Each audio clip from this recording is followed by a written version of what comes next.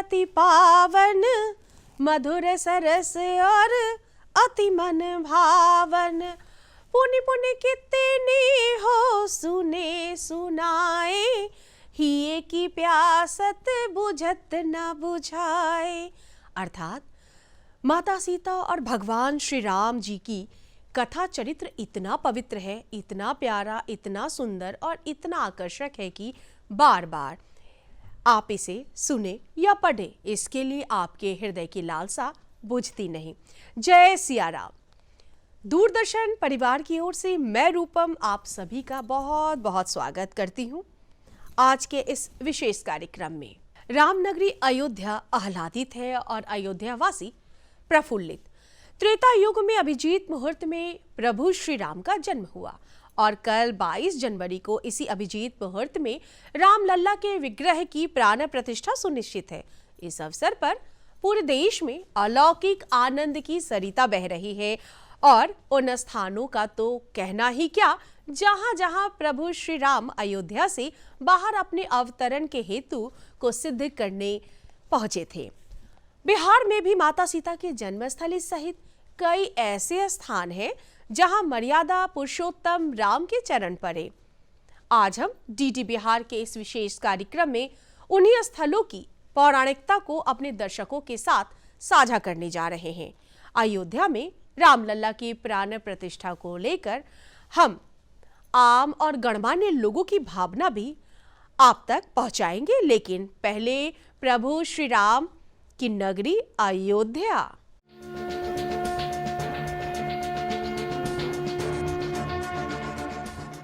भव्य, अद्भुत एवं चिर प्रतीक्षित राम मंदिर अयोध्या में उसी स्थान पर निर्माणाधीन है जिसे भगवान राम का जन्म स्थान माना जाता है।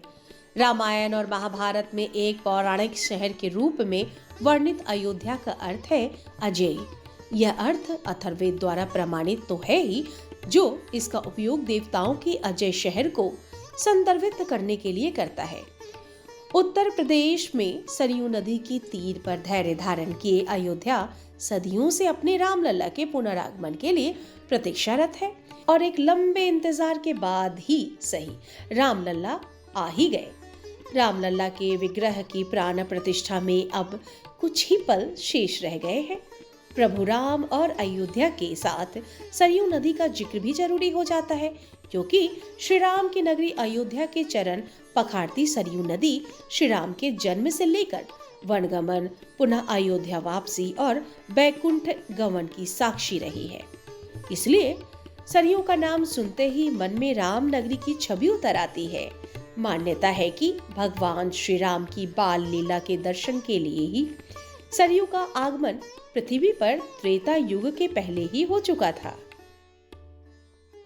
अयोध्या में राम मंदिर का निर्माण हो, इसकी शुरुआत आजादी से पहले हो चुकी थी। तमाम तरह की अड़चनों और लंबे अनवरत कानूनी संघर्ष के बाद भारतीय सनातन संस्कृति का स्वर्णिम काल लौटा और 9 नवंबर 2019 को आए सर्वोच्च न्यायालय के फैसले ने अयोध्या में विवादित स्थल पर राम मंदिर निर्माण का मार्ग प्रशस्त कर दिया। 5 फरवरी 2020 को भारत की संसद में यह घोषणा की गई कि भारत सरकार ने राम मंदिर निर्माण की योजना स्वीकार कर ली है। उच्चतम न्यायालय के फैसले और केंद्र सरकार की पहल के बाद अयोध्या में राम जन्मभूमि पर भव्य राम मंदिर निर्माण के लिए प्रधानमंत्री नरेंद्र मोदी ने 5 अगस्त 2020 को अयोध्या में भूमि पूजन किया। वर्तमान में निर्माणाधीन मंदिर की देखरेख श्री राम जन्मभूमि तीर्थ क्षेत्र ट्रस्ट द्वारा की जा रही थी। भूमि पूजन के बाद श्री राम मंदिर बनाने का काम तेजी से शुरू हुआ और अब हमारे भगवान प्रभु श्री राम के बाल रूप का यह मंदिर अपनी प्राण प्रतिष्ठा के बेहद समीप पहुंच गया है। पूरे जगत में भगवान राम की बाल रूप का मंदिर कहीं नहीं है। यह सौभाग्य किसी को प्राप्त हुआ है तो बस इसी अयोध्या नगरी को। चिर प्रतीक्षा समाप्त होते देख पूरी अयोध्या नगरी राम के रंग में रंग चुकी है। भव्य राम मंदिर में राम लल्ला के विग्रह की प्राण प्रतिष्ठा की तैयारी पूरी हो चुकी है और आने वाले 22 जनवरी को राम लल्ला को मंदिर के गर्भगृह में स्थापित किया जाएगा। जिसको लेकर भारत समेत पूरी दुनिया में उत्साह का माहौल है। विश्व के हर राम भक्त को जिस दिन का इंतजार था वह अब से कुछ ही क्षण दूर है।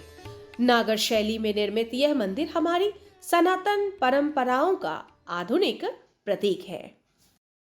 कुल 70 एकड़ में विस्तृत रामलला के इस शाश्वत धाम में 16 जनवरी से ही प्राण प्रतिष्ठा की पूजा विधि शुरू हो चुकी है, जिसमें देश के अलग अलग प्रदेशों से आए 108 आचार्यों द्वारा राम मंदिर में लगातार महायज्ञ के द्वारा संपूर्ण स्थल को रामलला के आगमन के लिए पवित्र बनाया जा रहा है। 500 वर्षों का स्वर्ण स्वप्न पूरा हो रहा है और हर एक राम भक्त सौभाग्यशाली है कि सनातन संस्कृति की अमृत बेला में वह आज इस पवित्र धारा पर सदैव खड़ा है और श्री राम लल्ला के अयोध्या धाम में पुनरागमन को अपनी आंखों से देख पा रहा है। पूरा देश का एक एक कण और एक एक मन इस अलौकिक दृश्य को देखने के लिए रोमांचित है। राम सनातन संस्कृति के नायक है। रामायण के पृष्ठ राम के पूरे जीवन वृतांत से सुशोभित है। राम का एक परिचय उनका भगवान होना है, लेकिन राम का एक और स्वरूप है जो कहीं ज्यादा विशाल, विराट और व्यापक है। राम चाहे त्रेता युग के हों, परंतु युग को युग से जोड़ने वाला राम का नाम भारत में अहर्निश गूंजता रहा है। वस्तुतः राम से ही बड़ा राम का नाम है जो हर राम भक्त की जिह्वा पर स्थापित है।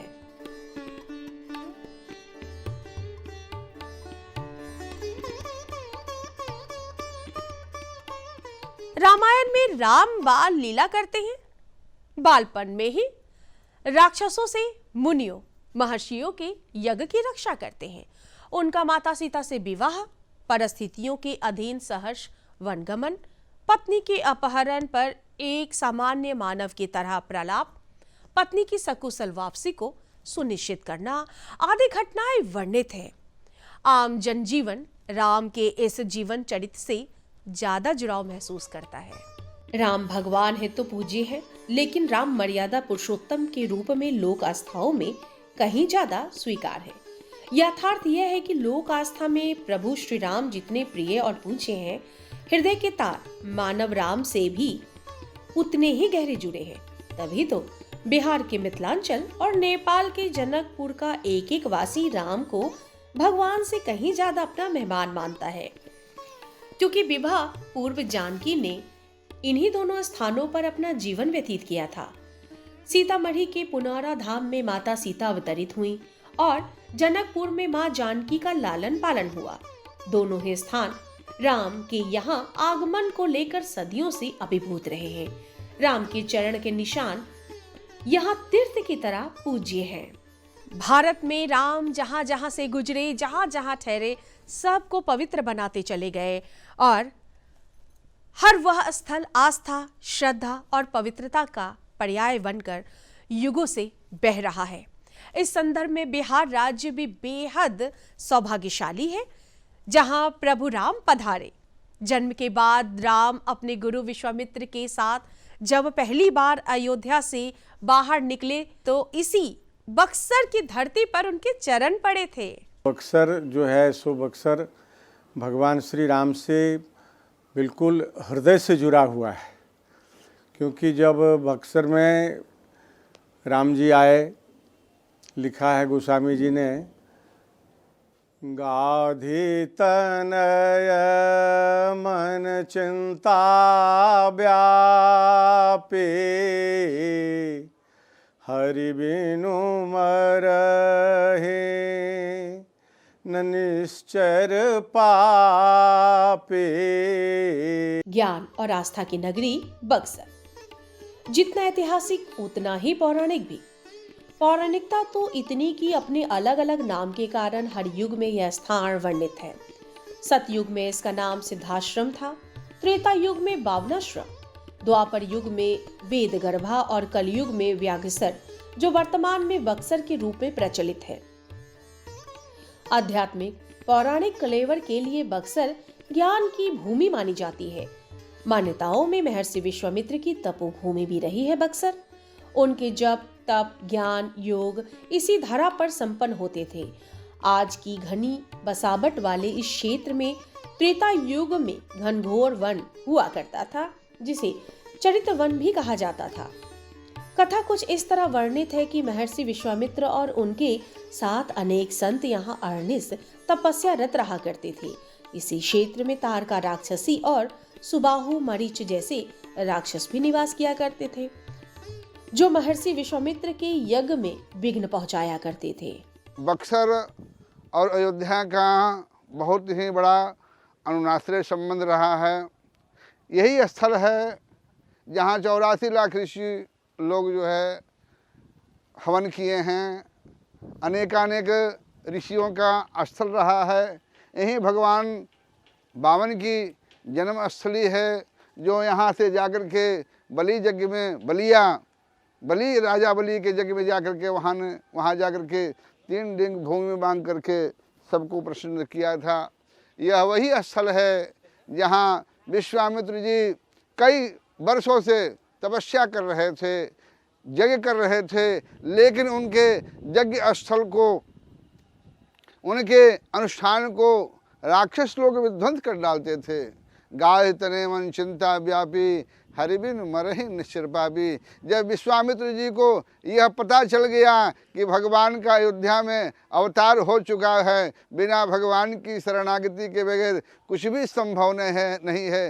जब तक जीव भगवान के शरण में नहीं जाएगा तब तक प्रसन्नता को प्राप्त नहीं हो सकता है। विश्वामित्र जी समझ गए कि भगवान का अयोध्या में अवतार हो चुका है। विश्वामित्र जी गए और जब विश्वामित्र जी के राजा दशरथ जी के राज्य में जब विश्वामित्र जी पहुँचे, तो जब राजा दशरथ को यह पता चला कि हमारे इस स्थल पर, हमारे राज्य में एक बहुत बड़े ऋषि आ रहे हैं, राजा ने जाकर के अपने सैनिकों के साथ, अपने मंत्रियों के साथ जाकर के वह राजा दशरथ अपने राज्य में लाए और अपने स्वर्ण सिंहासन पर बैठा करके भगवान विश्वामित्र जी का पाद्य अर्घ्य आचमन किया और उसके बाद से हाथ जोड़ करके प्रार्थना किया कि मेरे पास कैसे आना हुआ आपका। विश्वामित्र जी ने कहा कि हम यही बक्सर में, जिसकी उन्होंने इस स्थल के बारे में हमारे श्रीमद् वेद मार्ग प्रतिष्ठापनाचार्य, उभय वेदांत प्रवर्तकाचार्य, संत संप्रदायाचार्य, भगवनंदवादीय श्रीमद् विश्वक्सेनाचार्य त्रिदंडी स्वामी जी महाराज, जो इस लक्ष्मी नारायण मंदिर के षष्ठ पीठाधीश्वर रहे, उन्होंने बक्सर महात्म्य में लिखा है कि यह स्थल बक्सर जो है यह बहुत उत्तम कोटि का यह तीर्थ स्थल है। इस स्थल की महत्ता उन्होंने यह बतलाई है कि मात्र यहाँ का हवा यदि लग जाए तो व्यक्ति मोक्ष को प्राप्त हो सकता है। विश्वामित्र तो स्वयं सर्वथा समर्थ थे, लेकिन यज्ञ एवं तप मार्ग में क्रोध और संहार वर्जित होता है। इसलिए विश्वामित्र राजा दशरथ से मिलने अयोध्या जाते हैं और राक्षसों के वध के निमित्त उनसे 13 वर्षीय राम और अनुज लक्ष्मण को मांग अपने साथ लेकर चरित्र वन में पहुंचते हैं। रास्ते में गुरु विश्वामित्र उन्हें शस्त्र और शासन की शिक्षा भी देते हैं और यहीं से बालक राम की यात्रा, वीर राम की यात्रा की ओर प्रस्थान करती है। रात्रि में विश्राम में उनको स्वप्न आदेश हुआ भगवान शिव का। महादेव भगवान शंकर बोले स्वप्न आदेश में, जो आप चले जाओ वहाँ अयोध्या में भगवान श्री राम का जन्म हो चुका है, महाराजा दशरथ के यहाँ आप वहाँ से ले आइए, तब यज्ञ का रक्षा होगा। तब भगवान को जा कर के वहाँ से लाए। तो भगवान तो बाल्यावस्था में थे, आने के लिए कोई तैयार नहीं होने दे। महर्षि विश्वामित्र जी के नाम सुन करके तो और नहीं कोई तैयार होते थे। तो महर्षि विश्वामित्र जी ने वशिष्ठ जी को आगे लाया, बोले आप समझाओ। तो वशिष्ठ जी समझाए, नहीं हित का काम है, आप भगवान राम को जाने दीजिए। 2 जाएंगे तो 4 होके आएंगे, 4 जाएंगे तो 8 होकर के आएंगे उधर से।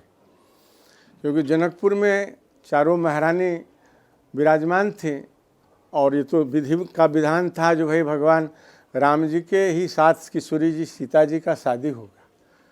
तो यहाँ से जब बक्सर आए, बक्सर में तो बिल्कुल निबोध थे, कोई बोध नहीं था उनको भगवान। लेकिन भगवान को बोध क्यों नहीं होगा, लेकिन एक बाल्य अवस्था में जो ये दिखाई पड़ रहा था जो भाई भगवान नहीं है, ये राम हैं, महाराजा दशरथ के पुत्र हैं, तो इससे थोड़ा कभी कभी वो भूल जाते थे महर्षि विश्वामित्र जी उनका प्रतिभा।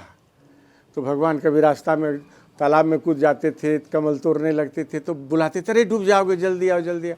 इस तरह से जब उनका प्रतिभा याद आता था तब मौन हो जाते थे। जब यहाँ लाए, बक्सर ला करके उन्होंने अनेक तरह के विद्या का अध्ययन कराया उनको, जिसमें बला, अति बला, जाते लागने क्षुधा पिपासा, जिस ऐसा विद्या भगवान को दिया गया जिससे भूख नहीं लगता था, प्यास नहीं लगता था। तो ये जो जगह है सबसे पहला है भगवान राम का गुरुकुल हुआ, शिक्षा स्थली। कर्मभूमि हम बाद में कहेंगे, कर्म जो किए तो कर्म करते आगे मिथिला तक गए, मिथिला से फिर अयोध्या आए, अयोध्या से फिर चित्रकूट गए, वहाँ बहुत सारे काम किए। तो ये पूर्ण रूप से शिक्षा स्थली है, भगवान राम के अनादि गुरुकुल हुआ है। तो यहाँ भगवान का शिक्षा का अध्ययन हुआ। ये कोई यदि कहते हैं जो ये कर्मस्थली है तो ये अभी कर्मस्थली नहीं, ये ज्ञान स्थली हुआ उनका, ये गुरुकुल हुआ। भगवान राम को ज्ञान मिला यहाँ, पहला संवाद। हाँ, तो यहाँ से सब करते हुए भगवान तारिका को यज्ञ का रक्षा किए, रक्षा करते हुए भगवान तारिका, मारीच, सुबाहु ये सबको वध करते हुए फिर भगवान मिथिला में पहुँचे। बेग विदेह नगर नियर आए, बहुत जल्दी ही भगवान यहाँ से जनकपुर के लिए यात्रा किए और वहाँ पहुँचे। और वहाँ पर में भगवान धनुष यज्ञ को उन्होंने सामना किया। बड़े बड़े संसार के सभी भूप वहाँ पहुँच गए थे धनुष तोड़ने के लिए, लेकिन किसी से धनुष टूटा नहीं। भगवान राम ने गजमत से के चाल से जा करके, हाथी के चाल से जा करके वहाँ पर में मंच पर चढ़े और धनुष को बायां कर से उठाए, प्रतंचा चढ़ाए, दो खंड करके नीचे गिराए। अपने आने के हेतु को सिद्ध करते हुए भगवान राम यहाँ यज्ञ में विघ्न डालने वाली तारका एवं सुबाह तथा मारीच सहित कई राक्षसों का वध करते हैं और अपने गुरु के यज्ञ को संपन्न करने का माध्यम बनते हैं। वाल्मीकि रामायण के 25वें, 26वें और 27वें सर्ग में उल्लेख मिलता है कि चैत्र रथ वर्ण या चरित्र वन में ही तारका वध से प्रसन्न होकर विश्वामित्र ने राम को दिव्यास्त्र दिए थे। यहाँ भगवान राम का कर्मस्थली है, सिद्धाश्रम भूमि है, विश्वामित्र जी का तपस्थली है। और जो हम यहाँ बैठे हैं ये मठ जो है विश्राम कुंड पर है। इसमें भगवान प्रसन्न राघव भगवान बैठे हुए हैं। तो प्रसन्न राघव भगवान वहाँ से विश्वामित्र जी यज्ञ के रक्षा के लिए यहाँ राम लक्ष्मण जी को लाए थे। यहाँ ताड़का, सुबाहु इत्यादि राक्षसों को मार करके यज्ञ का रक्षा किए थे। यहाँ ऋषि मुनि विश्वामित्र जी ने सब यज्ञ के रक्षार्थ जो दिए थे धनुष बाण इत्यादि, जो उसका जो है सिद्धि प्राप्त किए थे। तो यहाँ आकर के विश्राम कुंड पर विश्राम किए तो उनकी प्रसन्नता हो गई, इसलिए ये मंदिर में प्रसन्न राघव भगवान जी का नाम प्रसन्न राघव पड़ा। बक्सर घाटों का शहर है, इसे लघु काशी भी कहा जाता है क्योंकि काशी के बाद सिर्फ बक्सर में ही माँ गंगा उत्तरायण बहती है। यहाँ गंगा किनारे घाटों में एक पौराणिक घाट है, राम रेखा घाट। गहरी श्रद्धा और अटूट आस्था लोगों की इस घाट में है। जब भगवान यहाँ आए तो महर्षि विश्वामित्र जी का ये पंचकोशी एरिया है। ये पांचों कोष जो है, 5 कोष जैसे हम लोग परिक्रमा करते हैं पांचों कोष का, तो पांचों कोष में भगवान राम के द्वारा ही भगवान शिव का स्थापना है। जो कि पहला स्थापना यहाँ रामरेखा घाट में रामेश्वर नाथ जी का है। भगवान 2 बार यहाँ आए, एक बार तो यज्ञ रक्षा के लिए आए, हाँ, दोबारा जो वो अहिल्या जी को जो चरण स्पर्श कर दिए, एक कुछ उनके मन में हृदय से ग्लानि था, जो ऋषि पत्नी है, और दूसरा तारिका वध, नारी का वध हुआ, तो इससे उन्होंने राम रेखा घाट में आकर के रेखा खींचा, इसीलिए राम रेखा नाम पड़ा हुआ है। भगवान राम ने ही रेखा खींचा और वहाँ यज्ञ स्थली बनाया। भगवान राम के द्वारा वहाँ यज्ञ हुआ दोबारा आकर के, हाँ, उसके बाद फिर भगवान यहाँ से वापस फिर अयोध्या के लिए प्रस्थान किया। मान्यता इस तरह की है कि तारका चूंकि राक्षसी थी, इसलिए उसके वध के बाद भगवान श्री राम और लक्ष्मण पर ब्रह्मदोष लग गया, जिससे मुक्ति के लिए गुरु विश्वामित्र के कहने पर गंगा किनारे भगवान राम ने स्वयं अपने हाथों से शिवलिंग की स्थापना की।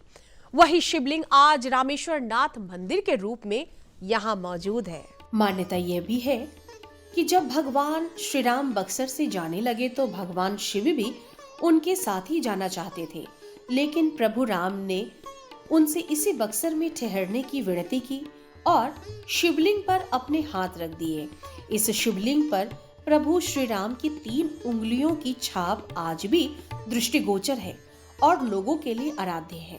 हमारे राम जो हैं वो कण कण में व्याप्त हैं, जन जन में व्याप्त हैं, और इसी सिलसिले में आज हम और हमारी टीम बक्सर के इस राम रेखा घाट स्थित रामेश्वर नाथ मंदिर के प्रांगण में, और ये गंगा का पावन तट भी आप जो किनारे देख रहे हैं, बड़ा ही धार्मिक महत्व है और इसका इतना व्यापक महत्व है कि जितनी चर्चा की जाए उतनी कम है। राम रेखा घाट इसका नाम क्यों पड़ा? जब भगवान राम यहाँ आए थे, महर्षि विश्वामित्र जब उनको लाए थे इस धरती पे, तो जब ताड़का का वध हो गया तो उसके बाद आके भगवान राम गंगा स्नान करने लगे। उसके बाद जब रामेश्वर लिंग की उन्होंने स्थापना की तो भगवान शंकर भी उनके साथ जाने के लिए तैयार हुए। तो भगवान राम ने उनसे कहा कि हे भगवान, आप यहीं निवास कीजिए, और 3 उंगली से भगवान शंकर को उन्होंने दबा दिया और एक रेखा खींच दी। उसी समय से जो पौराणिक तथ्य हैं, जो रामायण काल में बक्सर का जो उल्लेख आता है, उस समय में भी राम रेखा घाट का विस्तृत वर्णन है।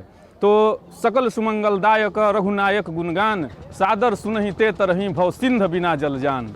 तेज पुंज रथ दिव्य अनुपा, हरखि चढ़े कौशलपुर भूपा। उस दिव्य अनुभूति की हम सबको बहुत विस्तृत प्रतीक्षा है, जब 22 तारीख को 22 जनवरी को अयोध्या में राम मंदिर में राम लला की प्राण प्रतिष्ठा की जाएगी। उस क्षण का बड़ा ही बेसब्री से हम बिहार वासियों या पूरे देशवासियों और बक्सर के जितने भी यहाँ के निवासी हैं, सबको बेसब्री से इंतजार है। इस शिवलिंग पर प्रभु श्री राम की 3 उंगलियों की छाप आज भी दृष्टिगोचर है और लोगों के लिए आराध्य है। साथ ही प्रभु राम ने इस घाट पर एक रेखा खींच दी ताकि भगवान शिव दोबारा इस रेखा को पार ना कर सके। तभी से इस घाट का नाम राम रेखा घाट पड़ गया। राम रेखा घाट पर प्रभु श्री राम के चरण चिन्ह आज भी दृष्टिगोचर है। महर्षि विश्वामित्र, अनुज लक्ष्मण सहित भगवान राम ने इसी घाट पर स्नान किया करते थे और जनकपुर में आयोजित सीता स्वयंवर में शामिल होने के लिए गुरु विश्वामित्र के साथ प्रस्थान कर गए। इस राम रेखा घाट के बारे में कहा जाता है कि यहाँ स्नान करने वालों के सारे पाप कट जाते हैं। श्रद्धालु एवं साधु संत प्रतिदिन सुबह यहाँ आते हैं, डुबकी लगाते हैं और प्रभु राम को स्मरण करते हुए अपनी दिनचर्या में रम जाते हैं। भगवान राम जब विश्वामित्र मुनि जी के साथ बक्सर आए तो सर्वप्रथम गंगा स्नान करके अपने हाथों से रामेश्वर नाथ जी का स्थापना किए, पूजन किए। तभी से इस घाट का नाम राम रेखा घाट पड़ा और रामेश्वर नाथ जी यहाँ पर भगवान के हाथों द्वारा स्थापित है। 22 जनवरी को अयोध्या में जो भगवान का प्राण प्रतिष्ठा हो रहा है, उस पूर्ण तिथि और समय के अनुसार हम लोगों ने यहाँ पर हरि कीर्तन का आयोजन किया हुआ है। उस दिन जितना देर आपको पुण्य तिथि और पुण्य समय रहेगा आपका प्राण प्रतिष्ठा का, उस समय तक हम लोग यहाँ हरि कीर्तन होगा। रात्रि के समय में यहाँ पर दीप प्रज्वलित हम लोग करेंगे, जलाएंगे और हम लोग के यहाँ भव्य आरती श्रृंगार का तैयारी हुआ है। बक्सर से प्रभु श्री राम के जीवन से जुड़े वृतांतों में एक पंचकोशी भी है। मान्यता यह भी है कि त्रेता युग से ही हर वर्ष मार्गशीर्ष महीने के कृष्ण पक्ष की पंचमी तिथि को यहाँ पंचकोसी मेले का आयोजन होता है।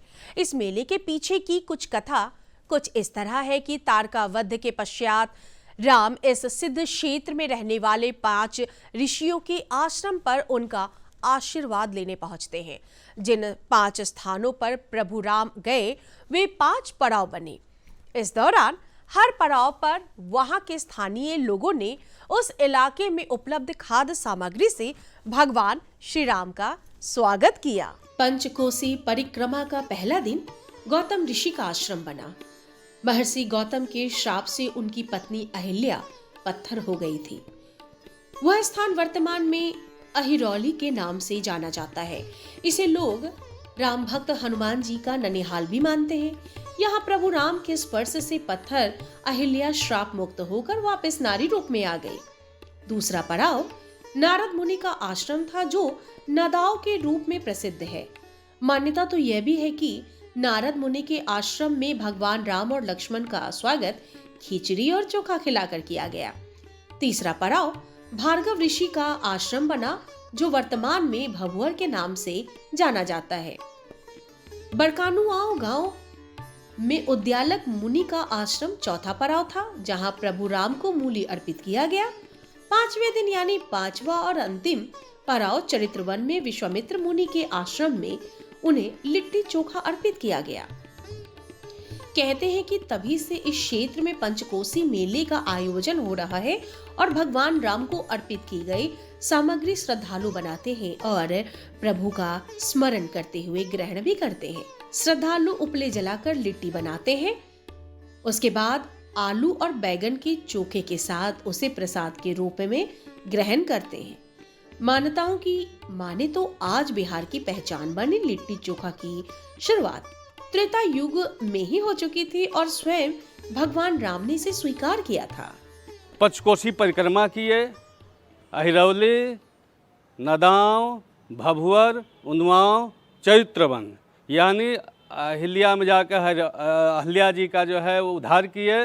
नदाव में नारदेश्वर भगवान हैं, वहाँ जा कर के नारद भगवान के यहाँ अपना कुशल क्षेम पूछे। भभुअर में भार्गेश्वर ऋषि थे, वहाँ जोग क्षेम करके वहाँ हर जगह, जैसे हिरौली में पुआ पकवान, दूसरे दिन नदाव में जो है खिचड़ी, तीसरे दिन भभुअर में चूड़ा दही, चौथे उन्नाव में बड़का उन्नाव में वो सत्तू मुलई, अंतिम में लिट्टी चोखा प्राप्त कर करके यहाँ आकर विश्राम किए थे। यहाँ का महत्व तो इतना है कि पूरा बक्सर इलाका 5 कोस के अंदर में कहीं नारद आश्रम है, भार्गव ऋषि का आश्रम है, उदालक ऋषि का आश्रम है, वहाँ अहिल्या स्थान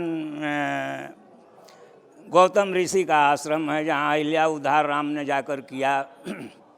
तो महत्व तो बहुत है और ऐतिहासिक भी महत्व है। चौसा है, कतकौली है, या वहाँ नवरत्नगढ़ किला है राजा भोज वाला, तो वो सब तो अब मिटने के कगार पर पहुँच गया है। तो लेकिन फिर भी अभी तक बक्सर का महत्व बरकरार है और बढ़ता ही जा रहा है। किसी भी धर्म स्थल का ये निर्माण जो है उसके जड़ में केवल वाल्मीकि और राम ही हैं, विश्वामित्र और राम हैं। और यहाँ जितना राम आ करके और उद्धार कर दिए हैं, उनकी कार्यस्थली यहीं से शुरू है। यहाँ से जनकपुर जाते हैं, वैवाहिक संबंध में बचते हैं, फिर वहाँ बंद करके आते हैं। तो असली जगह जो है विश्वामित्र ये नगरी कहलाता है, इसीलिए बगल में विश्वामित्र का आश्रम भी है। तो बहुत ज़्यादा है इसमें। जहाँ जहाँ राम गए ऋषियों के आश्रम में, जहाँ जो चीज़ मिला खाए, आज भी आते हैं, पंचकोसी परिक्रमा करते हैं लोग। और जहाँ जो चीज़ मिला राम को खाने के लिए वही खाते हैं। कहीं पुआ पूड़ी खाते हैं, कहीं चूड़ा दही खाते हैं, कहीं सत्तू मूली खाते हैं, कहीं खिचड़ी खाते हैं, फिर लास्ट में आ करके और यहाँ लिट्टी चोखा खाते हैं। बक्सर घाटों का शहर है और मंदिरों का भी। रामरेखा घाट पर ही प्रभु श्री राम से संबद्ध लगभग 200 साल पुराना मंदिर है श्री राम जानकी मंदिर। यह मंदिर बड़ी मठिया या बसाव मठिया के नाम से भी जाना जाता है। भगवान श्री राम, माता सीता और लक्ष्मण जी की मूर्ति है यहाँ, परंतु परिसर स्थित भूमिगत मंदिर में स्थापित भगवान श्री राम के चरण चिन्ह की शिला श्रद्धालुओं के लिए खास और राम रेखा घाट के नाम को सार्थक बना रहा है। यह अकेला ऐसा मंदिर है जहां प्रभु राम के गुरु महर्षि विश्वामित्र की प्रतिमा स्थापित है। इसके अलावा मंदिर में श्री राधा कृष्ण, विश्वम्भर नाथ महादेव, भगवान सत्यनारायण और देवी शिल्पी विश्वकर्मा को समर्पित मूर्तियां भी है। ज्ञान की भूमि, तपोभूमि, प्रभु राम के चरण रज धारण किए बक्सर गौरवान्वित हो रहा है। रामलल्ला के विग्रह की प्राण प्रतिष्ठा उनके जन्म स्थान पे हो रही है। बक्सर के लोग भी आह्लादित हैं और प्रभु राम का स्मरण कर रहे हैं। हम यहाँ राम जानकी मंदिर में आ चुके हैं और यहाँ भी बहुत बृहद पैमाने पर उस दिन का इंतज़ार किया जा रहा है और बड़ी बेसब्री से इंतज़ार किया जा रहा है, क्योंकि बक्सर में भी बहुत खुशी का माहौल है। और जैसा कि आप सभी जानते हैं कि बक्सर का जो इतिहास रहा है वो हमारे धर्म ग्रंथों में रामायण काल से ही बड़ा ही चर्चित रूप से विख्यात है। बक्सर राम सूर्यवंशी हैं जो आकाश के घोतक हैं। माता सीता पृथ्वी से प्रकट हुई। प्रकृति के दोनों सिरों की युति है राम सीता विवाह। एक के बिना दूसरे की जीवन गाथा अधूरी है। इसलिए राम के जन्म स्थान के साथ माता सीता की प्रकाट्य स्थली के स्मरण से हम सबके राम भी प्रसन्न होंगे। बिहार के सीतामढ़ी का पुनौरा ग्राम है यह, जो माता सीता के अवतरण के साथ पुनौरा धाम बन गया। मां जानकी जन्मस्थली पुनौरा धाम। माता सीता का यह मंदिर उनकी जन्मस्थली के तौर पर पावन माना जाता है। पूरा परिसर मंद पवन के साथ बहने वाली सुगंधित धूप से सुबासित रहता है। सुबह से शाम तक श्रद्धालु मंदिर में आते हैं और माता जानकी की कृपा प्राप्ति हेतु प्रसाद, फूल, माला सहित अर्चना की वस्तुओं के साथ उनके समक्ष नतमस्तक हो जाते हैं। मन में मां सीता का ध्यान और सामने जगत जननी की तेज युक्त अलंकृत मूर्ति। यहाँ मां सिया अपने प्रभु श्री राम के साथ विराजमान है। साथ ही लक्ष्मण जी अपनी पत्नी उर्मिला जी के साथ और भरत जी अपनी पत्नी मांडवी के साथ उपस्थित है। शालिग्राम और भक्त हनुमान जी भी मूर्ति के रूप में यहाँ विद्यमान है। सिया राम के जीवन से संबंधित विशेष अवसरों के अलावा भी यहाँ पूजा अर्चना के लिए स्थानीय और बाहर से आए भक्त प्रतिदिन उपस्थित होते हैं। मंदिर के पुरोहित दर्शनार्थ आए सभी लोगों को चरणामृत और महाप्रसाद देकर सिया राम का आशीर्वाद अर्पित करते हैं। मंदिर के अंतर परिसर की दीवारों पर राम सीता के जीवन से जुड़े प्रसंग मधुबनी चित्रकला से चित्रित है, जो बेहद ही आकर्षक प्रतीत होते हैं। अन्य देवी देवताओं को समर्पित मंदिर भी यहाँ है और श्रद्धालु माता सीता और प्रभु श्री राम की आराधना के साथ वहाँ भी नतमस्तक होते हैं। तो अयोध्या में रामलला की प्राण प्रतिष्ठा के उपलक्ष्य में बिहार में भी सिया राम से जुड़े स्थलों पर भक्ति का अद्भुत माहौल बन गया है। वैसे तो ये सारे स्थल हर दिन लोगों की श्रद्धा अर्पण के साक्षी बनते हैं और अभी का माहौल तो शब्दों के परे सिर्फ भावनाओं में ही मचल रहा है। फिर भी हमने लोगों के उत्साह को समझने का प्रयास किया। उसी उत्सव को जो वहाँ बड़े रूप में मनाया जाएगा, बड़े रूप में यहाँ थोड़े छोटे रूप में मनाया जाएगा। आश्रम में दीपक जलाए जाएंगे, भगवान का भोग लगाया जाएगा, भगवान का अभिषेक होगा, पंगत होगी, दक्षिणा साधु को बटेगी, लोग गाएंगे, नाचेंगे, सब आनंद का उत्सव मनाएंगे। यहाँ भी घर घर में भी दीप जलाए जाएंगे। पूरे भारत के अंदर हर घर में दीपक जलाएंगे लोग और हर घर में आनंद मनाएंगे। बहुत दुखी वो उस समय के लोग तो 14 साल में दुख निवारण कर लिए थे, यहाँ सैकड़ों वर्ष दुख को निवारण हो रहा है, सैकड़ों वर्ष बाद। इसलिए हर घर में एक 22 तारीख की प्रतीक्षा हो रही है। जैसे कि ये अयोध्या में 14 वर्ष की प्रतीक्षा होती रही, ऐसे 22 तारीख की प्रतीक्षा हो रही है। और हर घर में, पूरे भारत के कोने कोने में इस आज की 22 तारीख के दिन का इंतज़ार हो रहा है। जिस ढंग से अयोध्या जी में उत्सव मनाया जा रहा है, उसी तरह यहाँ भी उत्सव मनाई जाएगी और पूरी धूमधाम से मनाई जाएगी।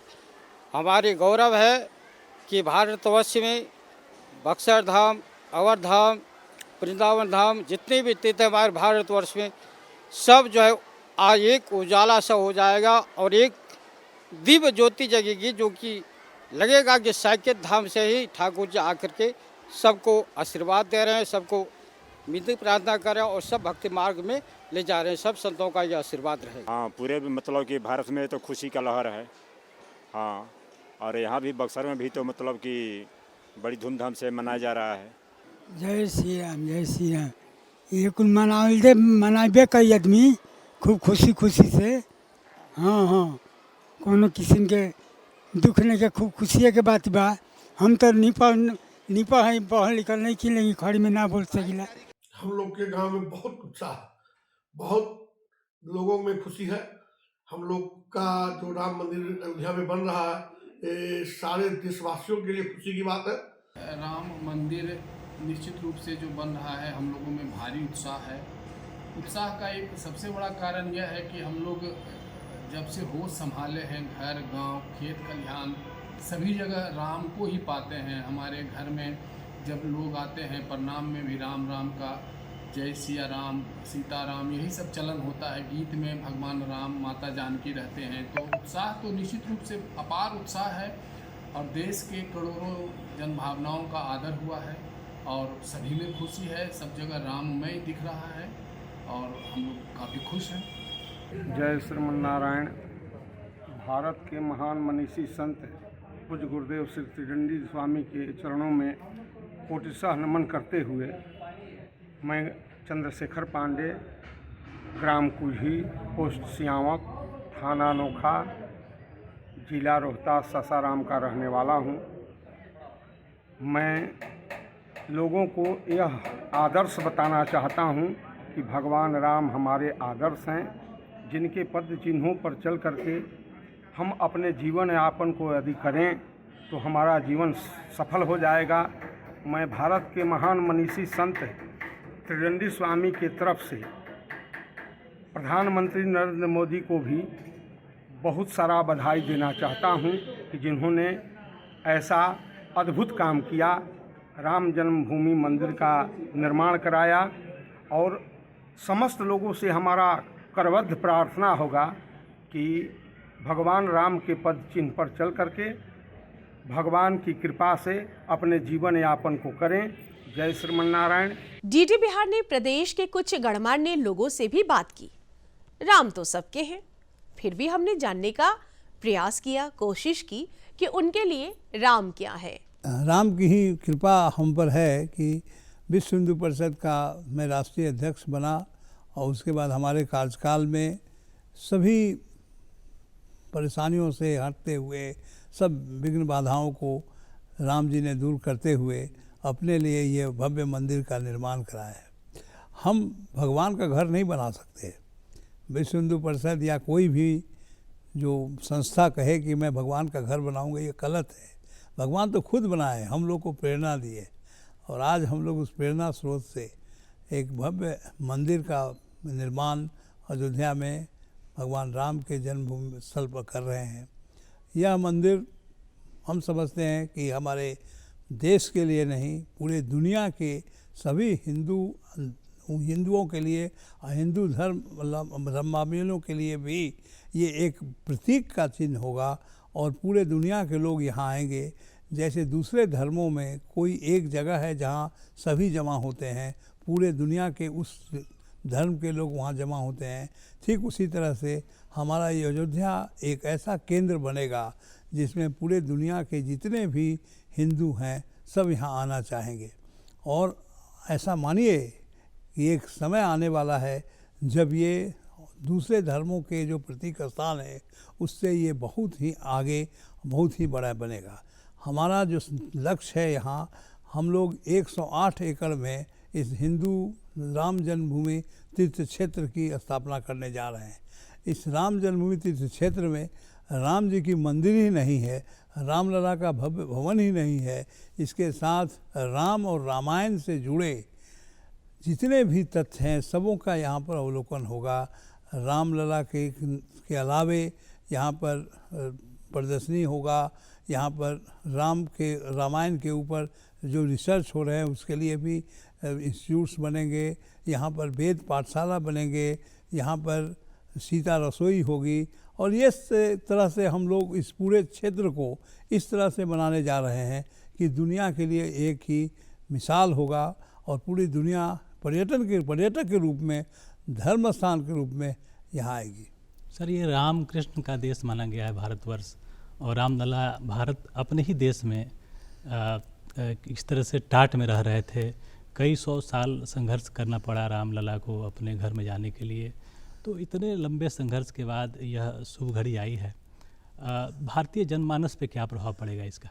देखिए, भगवान राम जब से जन्म लिए, अगर आप रामायण पढ़ेंगे तो उसमें भी पाएंगे कि भगवान राम 14 साल वनवास में थे।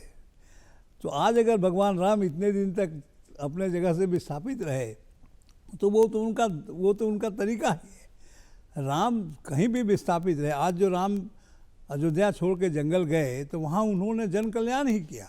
जो राम के रूप में जो एक अवधारणा है, या कह लीजिए जो चरित्र हैं, भगवान भी हैं, मर्यादा पुरुषोत्तम भी हैं, तो पूरी दुनिया में राम की चर्चा जितनी होती है, दुनिया के अनेक देशों में राम की पूजा होती है। दूसरे धर्मों के लोग भी किसी न किसी रूप में राम को मानते हैं, और दूसरे धर्मों के लोग भी कहते हैं कि राम तो सबके हैं।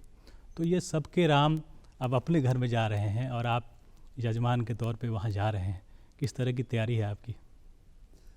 पहले तो हमारे पूरे परिवार, हमारे पूरे समाज में उत्साह है। हम बिहार वासी ये नहीं कह सकते कि राम हमारे नहीं है, नंबर 1। नंबर 2, राम हमारे दामाद हैं।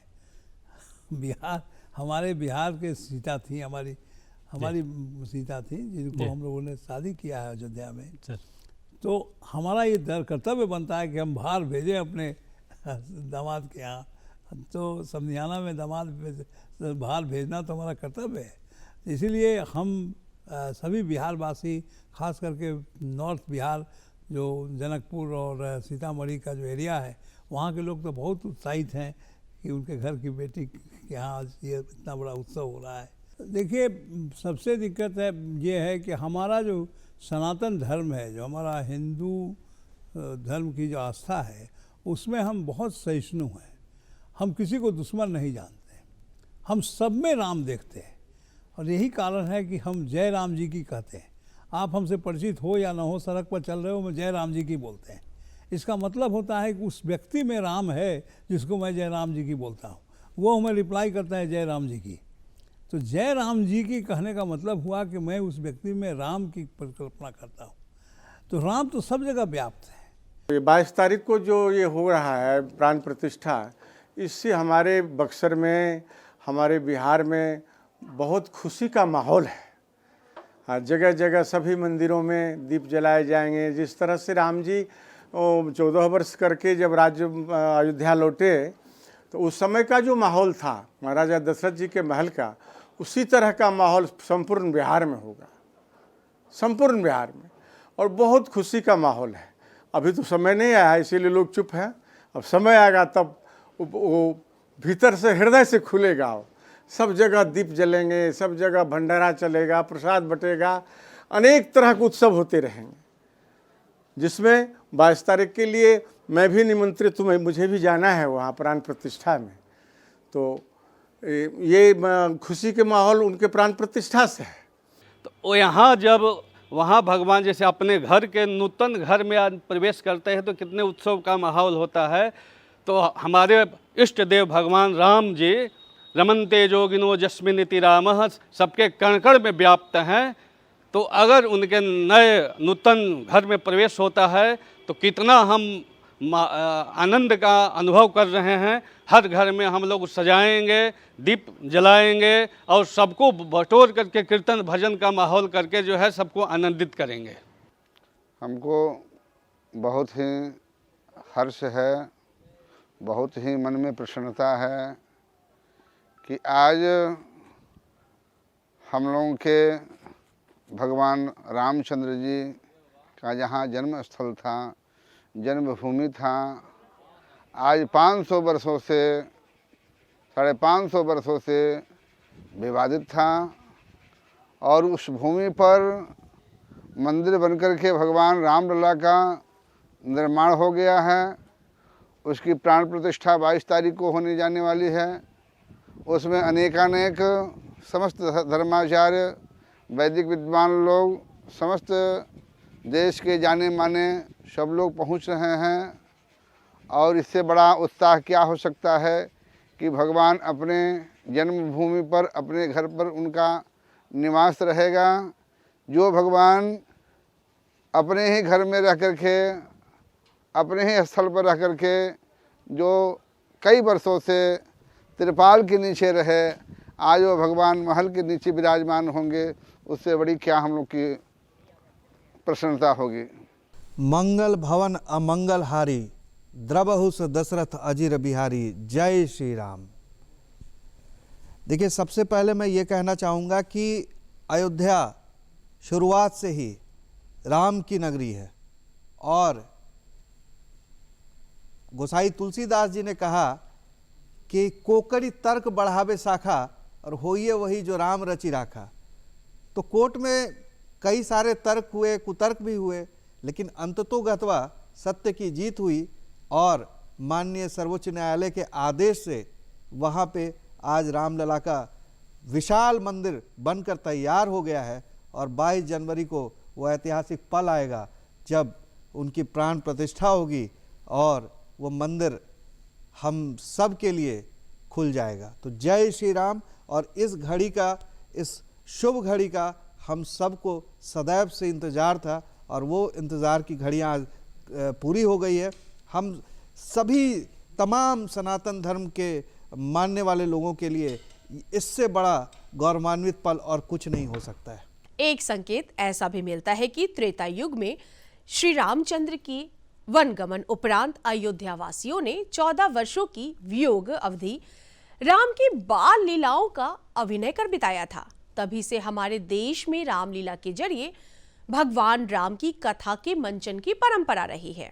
रामलीला को लेकर आज हम भी आपको मिलवाते हैं रामलीला के कलाकारों से, जो रामायण के 2 प्रमुख किरदार बनते हैं। हम उन्हीं की जुबानी जानते हैं कि जब वे चरित्र को जीते हैं तो किस भाव में होते हैं। जिस तरह से हमारे 12 ज्योतिर्लिंग हुआ करते हैं, 4 धाम हुआ करते हैं, उसी तरह से आज अयोध्या एक तीर्थ स्थली के रूप में और एक पर्यटन केंद्र के रूप में पूरे विश्व में एक आदर्श स्थापित करेगा। और मैं समझता हूं कि दुनिया भर से न सिर्फ हिंदू बल्कि अन्य धर्म के लोग भी इस महान स्थल को देखने आएंगे। सुभाष जी और शशि जी, चूँकि अब दोनों आदमी रामलीला करते हैं, राम का मंचन करते हैं, तो राम के प्रति आप दोनों आदमी का एक एक करके हमें बताइएगा, हमारे दर्शकों को बताइए कि राम के प्रति, राम के चरित्र के प्रति आप लोग क्या विचार रखते हैं, क्या सोच होती। राम हमारे रोम रोम में बसते हैं और जब भी कभी किसी राज्य के आदर्श की कल्पना की जाती है तो राम राज्य की बात आती है। इसलिए राम से बढ़ के कोई नहीं है, राम हमारे रोम रोम में बसते हैं और यही सोचकर, इसी निष्ठा के साथ हम रामलीला का मंचन करते हैं। शशि जी, आपका राम को लेकर क्या विचार?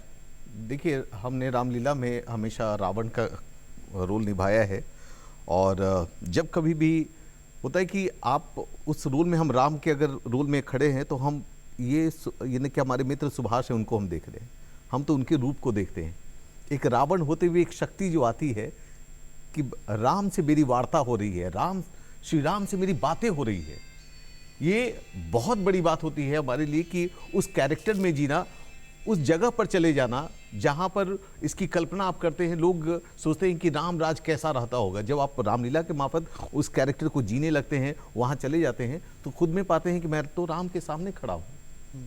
देखिए, एक बार की घटना है कि रावण जब कुंभकर्ण के पास जाते हैं तो कुंभकर्ण ने कहा कि आप तो मायावी हैं, इतनी माया आती है, आप तो कोई भी भेष को धारण करेंगे, पहुंचेंगे, सीता को आप अपना लेंगे। तो रावण बोले कि हाँ ऐसा तो कर सकते हैं, लेकिन इसमें भी मुश्किल है। क्या मुश्किल है भाई? मुश्किल ये है कि जब हम साधु का भेष धारण करते हैं तो मुझे माता सीता नजर आती है। तो वो जो जिस भेष में रावण आ रहा था, उस अपने साथ साथ अंदर का चरित्र भी बदल जा रहा था उसका। ये बहुत बड़ी बात है कि देखिए, रावण जो है वो राम जी का असर देखिए कि आप होता है ना कि जो जिस कैरेक्टर में आते हैं, जैसे हम भी अपना रावण बनते हैं तो थोड़ी देर के लिए विलेन बन जाते हैं, लेकिन जब वही राम जब सामने आ रहे हैं तो हमारा चरित्र बदल गया, हम में राम समा गए। तो ये जो राम के साथ जुड़ाव है ना, हर किसी का होता है। अभी हम रामलीला के दो किरदारों से बातें कर रहे थे। माना जाए तो यह पूरी सृष्टि ही एक लीला है और हम सब भी पृथ्वी पर आते हैं, अपना किरदार निभाकर चले जाते हैं। हम सब के राम ने भी यही तो किया। प्रभु राम की पूरी जीवन यात्रा की पवित्र पुस्तक रामायण का हर राम भक्त के कंठ से ध्वनित होना ही राम को मर्यादा पुरुषोत्तम बनाता है। राम की यात्रा राम के बनने की दिशा दिखाती है। इसलिए मनुष्य की यात्रा भी नर से नारायण बनने की यात्रा होनी चाहिए। राम एक कथा भर नहीं है, राम एक जीवन है। मनुष्यता की खुली आंखों का सबसे सुंदर सपना है भगवान राम। राम कथा पारिवारिक मूल्यों की अद्भुत पाठशाला है। हम धर्म को तो मानते ही हैं, लेकिन हमें धर्म की भी माननी होगी, तभी हम सब राम बनने की ओर प्रवृत्त हो सकेंगे। जय सिया राम।